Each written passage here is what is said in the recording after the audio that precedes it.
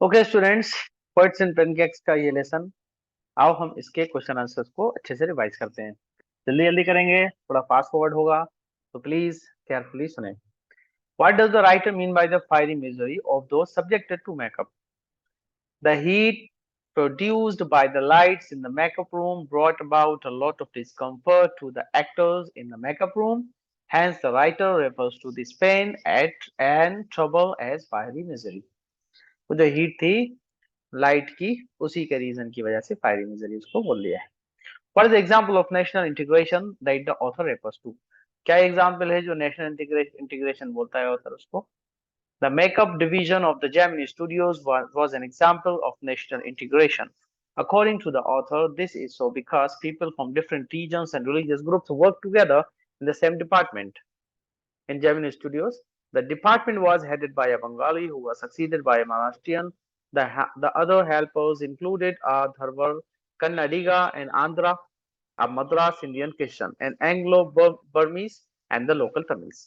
तो ये पूरा का पूरा इंडिया इसमें समय हुआ था, इसलिए इसको नेशनल इंटीग्रेशन बोला गया। What work did the office boy do in the Gemini Studios? Why did he join the studios? Why was he disappointed? Office boy ने क्या काम करता था, उसने क्यों ज्वाइन किया था और क्यों डिसअपॉइंटेड था? तो ध्यान से सुने। The office boy applies makeup on the players, ये वो करता था, who played the crowd. On the days of crowd shooting, he would mix his paint in a big vessel and apply it quickly and noisily on the faces of players. He had joined, क्यों join किया था? He had joined the studios with the hope of becoming a star actor or a screenwriter, director or lyrics writer. Disappointed क्यों था? He was disappointed because he failed and remained only a boy. Okay, students. Number 4. Why did the author appear to be nothing, to be doing nothing at the studio? जो author था वो अब कुछ नहीं करता, वो क्यों दिखाई देता था? आंसर ये है, the author's duty was to cut out newspaper clippings on a wide variety of subjects and store them in files. कितना सिंपल काम था। Many of these had to be written out in hand. हाथ में लिखे जाना थे उनमें से कुछ। तो the on lookers noticed him merely cheering up newspapers. जो देखने वालों को लगता था न्यूज़पेपर कटिंग कर रहा है। Hands to them, he seemed to be doing next to nothing. बिल्कुल कुछ नहीं करता हुआ दिखता रहा इसी रीजन से। Why was the office boy frustrated? क्यों frustrated था? Who did he show his anger on? और वो अपना एंगर किस दिखाता था? The office boy was frustrated because despite getting a good opening, he remained only an office boy. He had a good formal education and would write poetry also.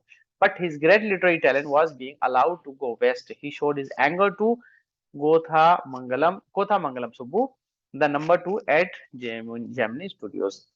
तो कोथा मंगलम पे अपना गुस्सा दिखाता था, और इसलिए क्योंकि वो सिर्फ ऑफिस बॉय रह गया था फॉर्मल एजुकेशन के बाद भी, इसलिए वो डिसअपॉइंटेड और फ्रस्ट्रेटेड था। हुआ सिब्बूस प्रिंसिपल, सिब्बू का प्रिंसिपल कौन था? एस वासन, जो कि जोमिनी स्टूडियोज के फाउंडर थे, वो इसके सिब्बू के प्रिंसिपल थे। Subbu is described as many sided genius. Subbu को मैनी साइडेड जीनियस क्यों कहा गया? List 4 of his special abilities, इसकी 4 एबिलिटीज बताओ।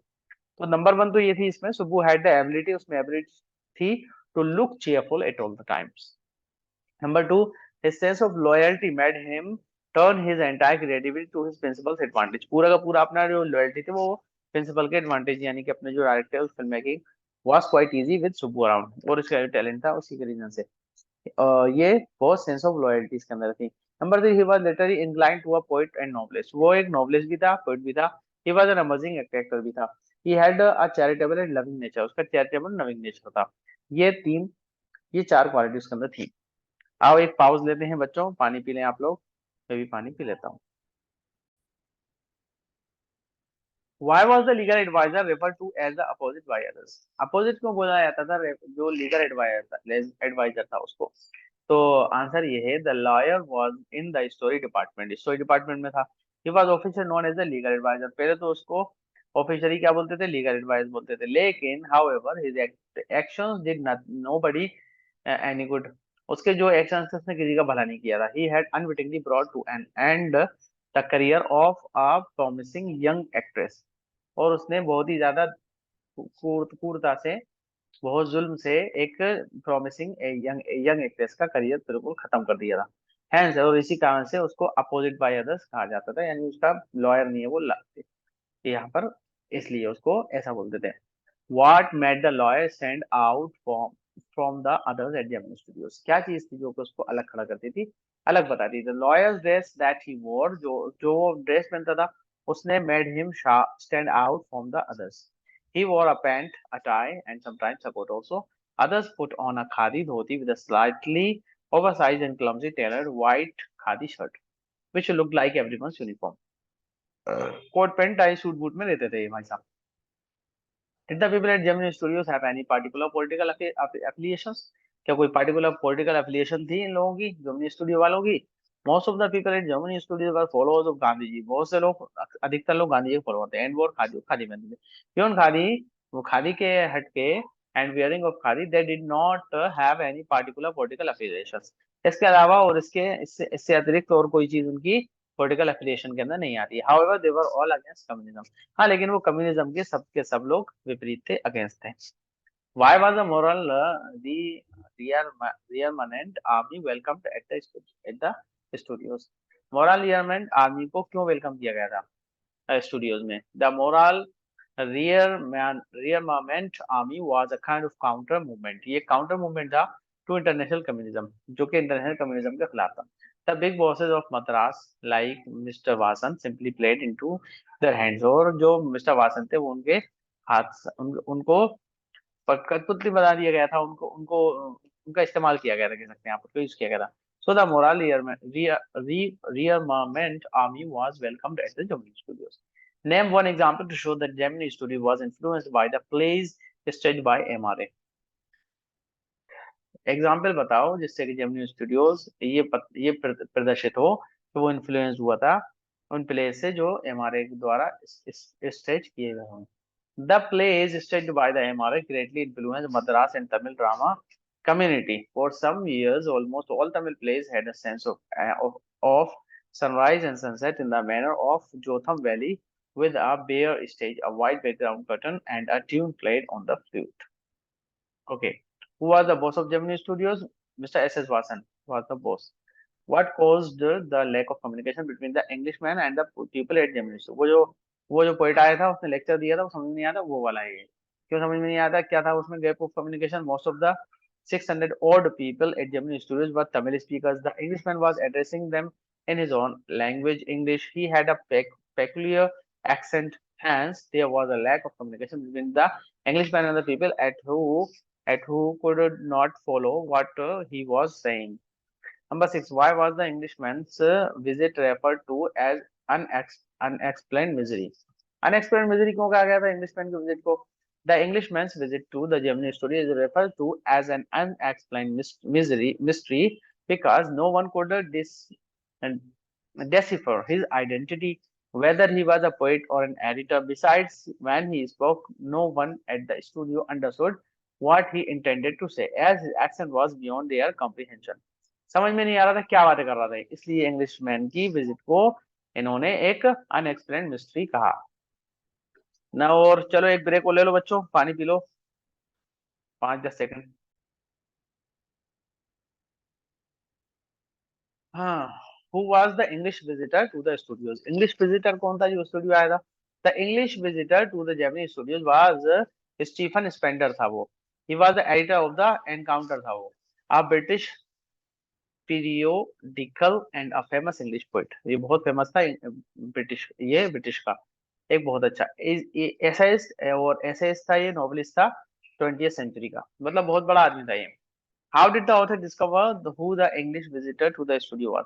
ऑथर को कैसे डिस्कवर किया ऑथर ने कि वो कौन था जो कि इंग्लिश विजिटर था, स्टूडियोज में आया था, वो कौन था? Before investing money in participating in a short story contest organised by an English periodical, The Encounter, the author did a research on the magazine. He went to the British Council Library, where, while going through an issue of that periodical, he discovered that its editor was Stephen Spender, the poet that had once visited the studios. तो ये जो poet था, इसका कब realise हुआ? जब उसने contest के अंदर जो जो रिसर्च की थी मैगजीन के ऊपर, जिससे कि वो अपना पार्टिसिपेट करने वाला था।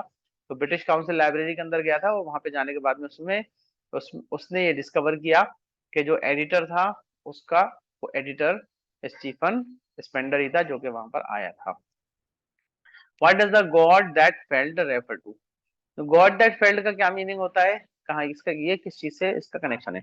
The God that failed was a compilation of six essays written by six eminent writers। ये जो compilation था, ये एक पूरा का पूरा समूह था 6 essays का, जो कि eminent, बहुत बहुत महान राइटर्स द्वारा लिखा गया था। Namely Andre Gide Gide Andre Gide, Richard Wright और Ignazio Silone, Arthur Koestler, Louis Fisher, and Stephen Spender. In each of the essays, the respective writers describe their journey into communism and their disillusioned return। ये बताना चाह रहे हैं कि ये जो था that the world that felt एक स्टोरी टाइप की थी, एसेस थे, इनफैक्ट 6 एसेस का कॉम्बिनेशन था। और इसके अंदर इन राइटरों जिनके नाम है, ये राइटर थे इसके, उनमें से एक राइटर स्टीफन स्पेंडर भी था। और इसका जो मेन जो थीम था वो था कम्युनिज्म के अंदर आना, और किस तरीके से आए और किस तरीके से उससे डिसइल्यूजन हुआ, यानी उनको कैसे उनकी आंखें खुल गई और उससे दोबारा वापस आ गए। ओके, ब्रेक लेते हैं स्टूडेंट्स 30 सेकंड का। The author has used gentle humor to point out human foibles, pick out instances of this to show how this serves to make the piece interesting.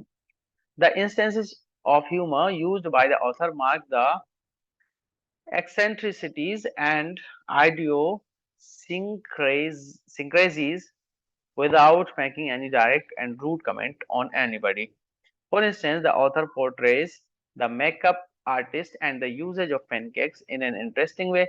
Even the caricature of Subbu is hilarious. The way he tries to help his principal by offering quick solutions to this problem is quite amusing. The episode of the legal advisor that inadvertently causes the end of an actress' career is yet another example. The frustration of the office boy, the superficial praising of Gandhi, hatred of communism, and the mystery surrounding Stephen Spender are some of the instances where the author has incorporated gentle humor। Gentle humour किस प्रकार से उन्होंने प्रदर्शित किया है, वो example बताओ। तो ये एग्जाम्पल है जो यहाँ पर आपको बताने हैं। Why was Kothamangalam Subbu consider number 2? Number 2 क्यों समझा जाता है कोथामंगलम को स्टूडियोज में? तो कोथामंगलम सुब्बू सक्सीडेड, हाँ, Kothamangalam Subbu succeeded in securing the place closest to the boss by means of flattery. He was not brilliant but a rather cheerful person and exceedingly loyal to the boss. He offered solutions whenever the boss was in a fix.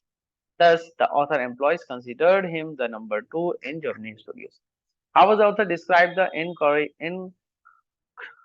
incongruity of an English poet addressing the audience at Gemini Studios? The English poet was addressing the Tamil audience at Gemini Studios in English with a typical provincial accent. He was talking about the thrills and travails of an English poet who are dazed and silent audience.